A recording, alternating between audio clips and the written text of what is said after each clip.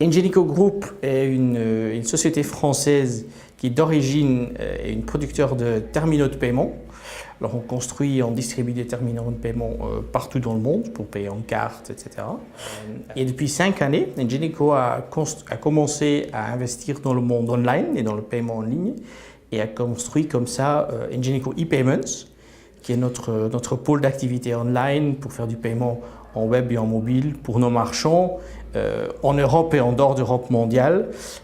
Ça va des très grands airlines jusqu'aux petits marchands SMB en Europe.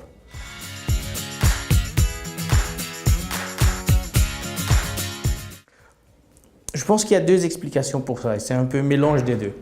De l'un côté, oui, le parcours de paiement a encore des étapes à faire, à s'améliorer.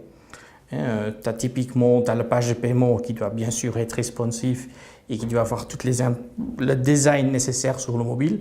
Tu vois, si tu dois mettre un numéro de carte, mettre le clavier numérique au lieu du clavier normal. Et tu as aussi, par exemple, les différentes étapes d'authentification, le 3D Secure, qui ne sont pas forcément faites pour le mobile. Alors oui, ça reste une frein à la conversion. Je pense par contre, il y a aussi quelque chose d'autre. C'est que les consommateurs, beaucoup, ils ont un parcours de recherche mixte. Je cherche un produit peut-être en mobile, mais j'y réfléchis dessus, je veux en discuter avec quelqu'un d'autre, et après je décide, je fais peut-être mes dernières recherches sur mon laptop, et après j'achète. Les marchands doivent réfléchir sur des nouveaux parcours de consommateurs qui sont peut-être plus mobiles. Parce que de mettre ton site web et de l'utiliser en mobile, je ne suis pas sûr si ça va couvrir le gap.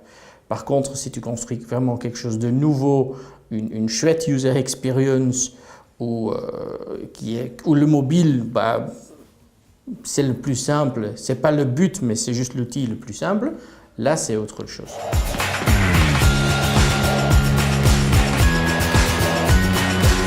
On cherche surtout à mettre du paiement dans des nouveaux contextes, parce qu'il y a plein de différents contextes innovatifs, des nouveaux parcours clients, comme je disais, où il faut mettre du paiement à un moment pour clôturer le cycle.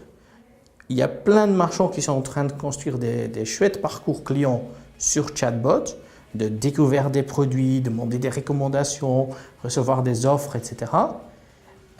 Mais si tu ne fais pas le flux complet avec l'achat du produit, le paiement du produit, tu n'as pas fait un chatbot complet. Tu fais la moitié d'un chatbot et après tu vas sur le site mobile. À la limite, la question, ce n'est pas du paiement. La question, c'est comment est-ce qu'on convertit un consommateur. Et si on peut réduire les étapes administratives, y inclure le paiement, pourquoi pas? Si le consommateur, lui, il est tellement confiant dans la marque où il achète, et il a une compte où il s'est enregistré, pourquoi pas le rendre plus fluide? Ça va peut-être marcher pour des apps comme Amazon ou Uber où tu achètes beaucoup, peut-être avec une marchand individuel, ça va être moins le cas, mais ce qui est le plus fluide pour le consommateur, c'est ça qu'il faut faire.